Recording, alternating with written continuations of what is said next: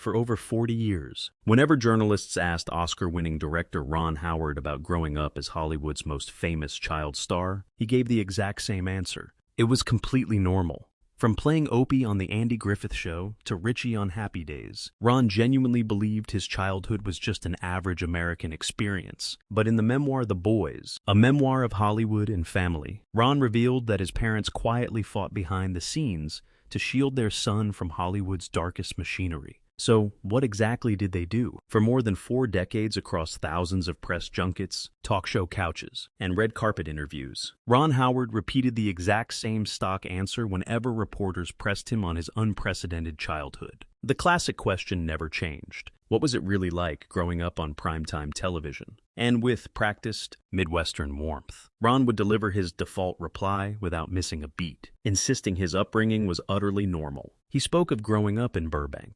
California, attending a regular public school, and playing weekend games in the local Little League baseball circuit. On the surface, it was an endearing, grounded narrative of a suburban boyhood that happened to feature a camera crew. But this reflexive response was a subconscious lie, a protective cover story polished over 40 years of continuous interviews to conceal a deeply bizarre, hyper-pressured reality that was anything but normal. The sheer quantitative scale of Ron's early fame completely dismantles the illusion of a standard childhood. Beginning in 1960, when he was cast as 7-year-old Opie Taylor on The Andy Griffith Show, Ron entered American living rooms on a massive, almost unfathomable level. At its peak, the show pulled in over 35 million television viewers every single week. Over 8 grueling years, from 1960 to 1968, the young boy logged a staggering 249 sitcom episodes. Instead of playing in neighborhood backyards after school, Ron spent thousands of hours under the scorching, blinding lights of Hollywood sound stages, governed strictly by California child labor laws that capped his working limit at 4 hours of acting per day,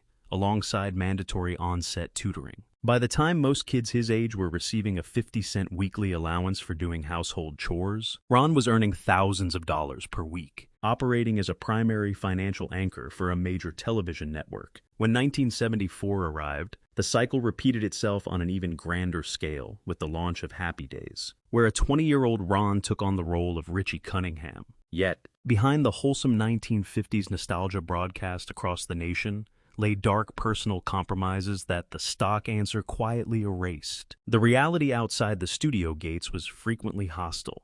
While the media painted him as America's favorite TV son, his daily life in public school was marked by intense social isolation and persistent anxiety. At Robert E. Peary Junior High, the intense freakishness of his fame made him an immediate target. Older, aggressive male students frequently blocked his path in hallways and schoolyards, targeting him with hostility, hurling verbal attacks, and demanding to confront the little Opie kid to prove their own toughness. In the early 1950s, the man the world would later know as Rance Howard was simply Harold Beckenholt, a dirt-poor farm boy raised among 40 acres of corn and soybean fields in the windswept plains of north-central Oklahoma. Following their marriage in 1949, Harold and his brilliant young bride, Jean Spiegel, made a radical break from their agricultural roots, driven by an all-consuming passion for drama that took root in a theater class at the University of Oklahoma. They walked away from rural security to chase an impossible dream, with the success rate hovering at virtually 0% for outsiders without connections. Harold Beckenholt changed his name to Rance Howard, leaving behind his family identity to pursue a career in an industry that routinely devoured ambitious newcomers. The reality of their early years was a harrowing exercise in poverty, sacrifice, and brutal physical toll. Before making the trek to California, the young couple struggled through a cramped, freezing apartment in New York City, clutching a single tattered theater script while trying to feed their newborn son, Ronald William Howard. Born in 1954, by 1958,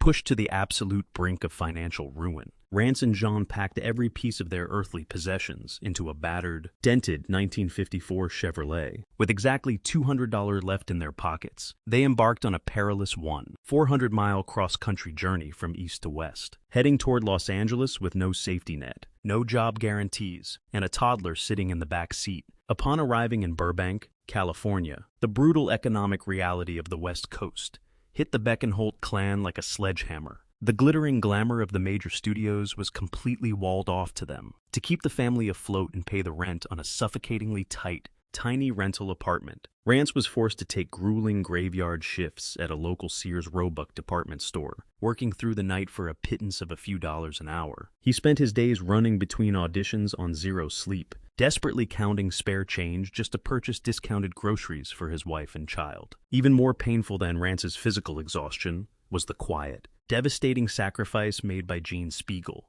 At the University of Oklahoma, dramatic arts professors and theater peers had considered Jean to be a vastly superior talent to her husband, possessing a rare, fiery dramatic range. Yet, faced with the overwhelming financial demands of keeping her young family alive in an unforgiving city, Jean was forced to make an agonizing choice. She voluntarily froze her own acting career for 20 full years, stepping completely out of the spotlight to act as an unpaid manager, educator, and protective buffer for her young son. She transformed her own crushed performance ambitions into a protective shield, ensuring that little Ron would never feel the humiliating bite of the severe poverty that had driven his parents across the country. Look at the tragic ledger of mid-century child stardom. Right alongside Ron Howard's rise, Hollywood was quietly devouring its own children. Consider Bobby Driscoll, the voice of Disney's Peter Pan, and a Childhood Academy Award winner in 1950. The moment puberty struck and his face broke out, the studio canceled his contract without a second thought. By age 31, Driscoll tragically passed away in solitude inside an abandoned New York tenement, his unclaimed body laid to rest in an unmarked grave at Potter's Field on Hart Island in 1968. Look at Rusty Hamer of Make Room for Daddy, who dedicated 14 grueling years of his youth to primetime television, only to tragically end his own life in 1990 at age 42, crushed by severe depression after realizing he was completely unemployable as an adult, standing amidst a cemetery of stolen childhoods, where greedy parents systematically drained their children's bank accounts to finance Hollywood mansions and shiny Cadillacs. What were Rance and Jean Howard supposed to do? They chose a bloody, hard-fought path of continuous self-denial, acting as ruthless, unyielding gatekeepers between their young sons and their own financial interests. The child star industry during the 1950s and 1960s possessed a notoriously low survival rate. After 15 years in the business, the legal system barely offered protection. Under California's Coogan law, studios were legally obligated to set aside a mere 15% of a child actor's earnings into a locked trust account, a Coogan account. That left a massive 85% loophole, completely at the disposal of parents and legal guardians, many of whom squandered every single dollar on personal luxuries. Rance Howard refused to touch a dime of that 85%, while his young son was pulling in thousands of dollars each week playing Opie Taylor. Rance voluntarily took on bit parts and background extra roles, paying a meager $35 to $50 a day, just so he had a legitimate reason to stay on set at Desilu Studios to personally supervise his son's working environment. Rance established an ironclad boundary on set. If a studio director ever yelled at or berated 7-year-old Ron, instead of speaking to him with gentle, professional instruction, Rance would instantly grab his son's hand and walk off the soundstage, completely indifferent to potential multi-thousand-dollar breach of contract lawsuits from studio executives. Rance and Jean turned down tens of thousands of dollars in commercial endorsement deals, flatly rejecting lucrative proposals for an Opie-branded boys' clothing line, toy line extensions, and nationwide shopping mall promotional tours to ensure Ron was never transformed into a commercial money-making puppet. To maintain a semblance of normal life, Rance enforced strict rules that isolated his son from studio privileges. He turned down private on-set tutors and insisted that Ron attend public school alongside local neighborhood children at John Burroughs High School. Ron was forced to play in the local Little League baseball circuit every weekend, forbidden from using his acting schedule as an excuse to skip practice. Before walking through the front door of their modest Burbank home, a strict psychological checkpoint was enforced. Both Ron and his younger brother Clint, born in 1959, had to leave their acting identities on the porch. Inside the house, they were not stars.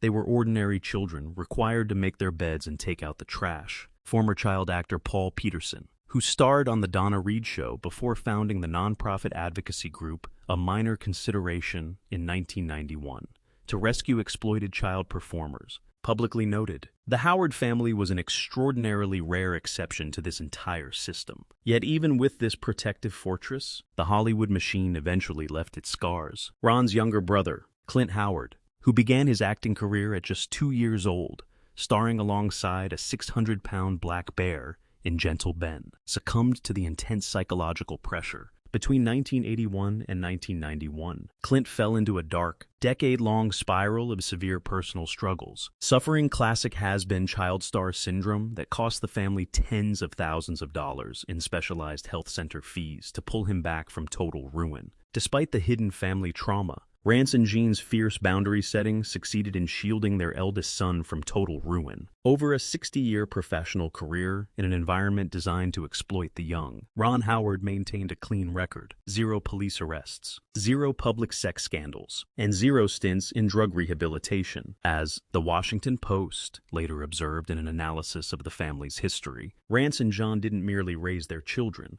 They systematically diffused the ticking time bombs that Hollywood had planted in the minds of child stars. On November 25, 2017, the quiet passing of 89-year-old Rance Howard sent a seismic shockwave through the lives of his 2 sons, Ron and Clint Howard. The loss marked the absolute end of an era for the Beckenholt family legacy. 17 years earlier, in September 2000, their mother Jean Spiegel had passed away, ending a remarkable 65-year romantic partnership that had endured the raw poverty of Oklahoma dust storms and the unforgiving pressures of the Hollywood studio system. Following the formal memorial service and amidst a sea of hundreds of condolence letters from industry legends, Ron and Clint were left with the painful task of sifting through the physical remnants of their parents' lives. Standing inside a dusty storage unit in the Toluca Lake neighborhood of Los Angeles, the 2 brothers confronted dozens of sealed cardboard boxes filled with thousands of fading black and white photographs, spools of home-recorded 8mm film, and stacks of yellowed, fragile receipts dating back to the late 1940s. As Ron sat on the concrete floor trying to draft a eulogy for his father, he experienced a sudden, overwhelming shock of recognition. The physical artifacts inside those boxes flatly contradicted the polished, effortless narrative he had repeated to the press for 4 decades. The old bank receipts detailing his father's meager wage at Sears Roebuck, the financial ledgers tracking every single penny spent on rent,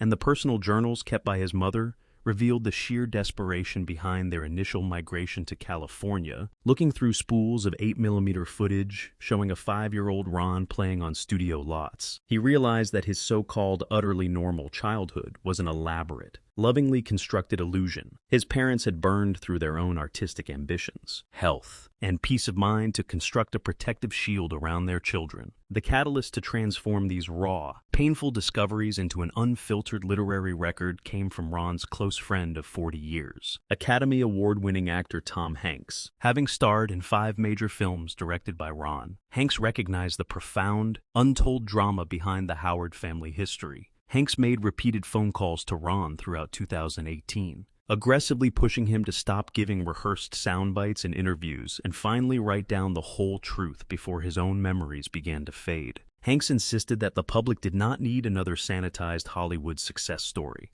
They needed to understand the terrifying human cost and relentless sacrifices that allowed 2 dirt-poor parents from Oklahoma to raise a child star who didn't end up destroyed. On October 12, 2021, William Morrow published the 400-page memoir, The Boys, a memoir of Hollywood and family, featuring 2 distinct, unvarnished voices from Ron and Clint Howard. The book's release marked the precise moment when Ron's 40-year public lie was shattered forever. The turning point of his entire self-perception did not hit him on a studio lot in California, but while sitting quietly in the back of a production car in Queensland, Australia, where he was directing his 26th feature film, 13 Lives, looking out the window, carrying the heavy titles of director, producer, and co-founder of the multi-hundred-million-dollar entertainment empire, Imagine Entertainment. Ron underwent a radical cognitive shift. He suddenly recognized that his lifelong claim of having an utterly normal childhood was not a fortunate reality.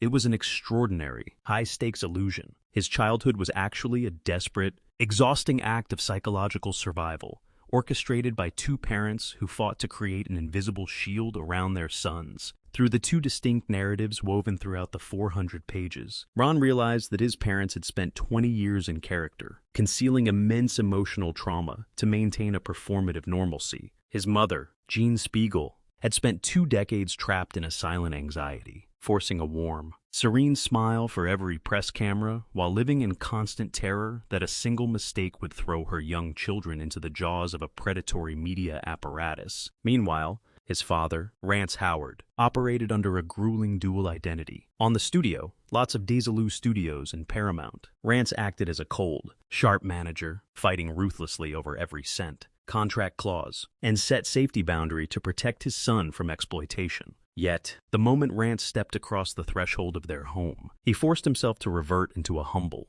relaxed Oklahoma farmer, suppressing his own professional anxieties so his boys could feel safe. This realization cut even deeper when his younger brother Clint dropped a heartbreaking confession during their writing sessions. Clint revealed that the profound sense of stability Ron experienced existed because their father had focused his primary protective energy on Ron, the family's central financial engine. As a result, Clint had quietly absorbed the peripheral damage of the Hollywood machine, floating under the radar until it erupted into a decade of severe addiction. Ron broke down as he absorbed the truth. He had been kept inside a state of hermetically sealed cuteness, completely insulated from the reality that the system is explicitly programmed for child stars to fail. This moment transformed Ron's perspective forever. He stopped viewing Rance and Jean merely as loving, supportive companions who accompanied him to set, and recognized them for what they truly were: battle-hardened survivalists fighting a daily war in the trenches of Hollywood. The effortless childhood he had bragged about for 40 years was, in truth, an exhausting masterpiece of parenting that had cost his mother her career and pushed his father to the edge of physical collapse. While riding through the Australian countryside, Ron finally abandoned his practice soundbites, replacing his default narrative with a raw, undeniable truth. Our story was never a peaceful Hollywood fairy tale. Our story was a story of pure survival. If Harold Beckenholt had never packed that battered 1954 Chevrolet and headed west, his son might have spent a quiet life in rural Oklahoma. In an alternate reality, Ron Howard would have been Farmer Ronnie, just another man with a bald Beckenholt head, operating independent oil well rigs, wiping grease off his hands, and farming corn under the vast Midwestern sky. But his parents chose a far more dangerous path. They traded agricultural security for the volatile machinery of Hollywood, taking on an agonizing psychological burden to ensure their son survived the industry intact. Decades later, the ultimate validation of their desperate gamble is not just that Ron survived,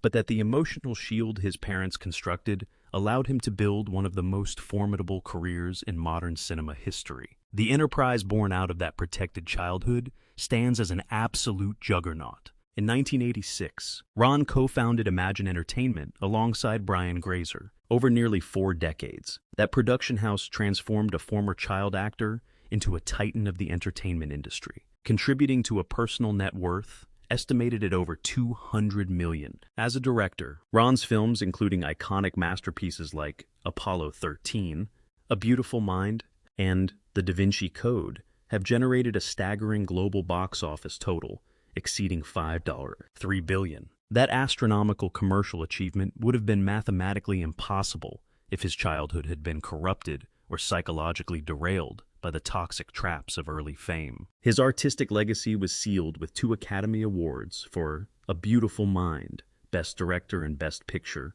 alongside 4 DGA Award nominations and multiple BAFTA recognitions, proving that a child performer could indeed conquer the director's chair at the highest level. Yet, the most extraordinary metric of Ron Howard's life has nothing to do with box office receipts or shiny gold statues. Across 7 decades, more than 25,000 continuous days spent working inside one of the most notoriously corrupting industries on Earth.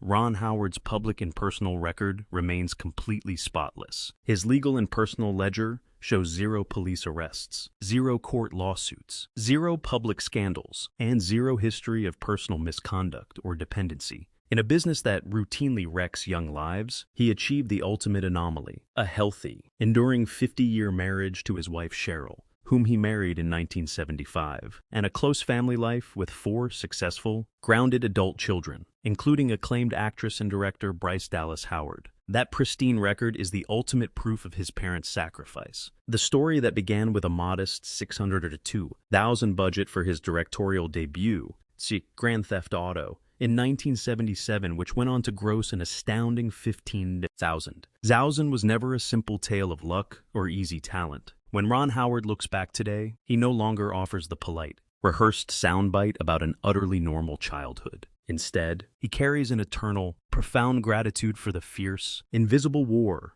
Rance and Gene Howard fought on his behalf. They didn't just give him a career in the movies, they gave him his life.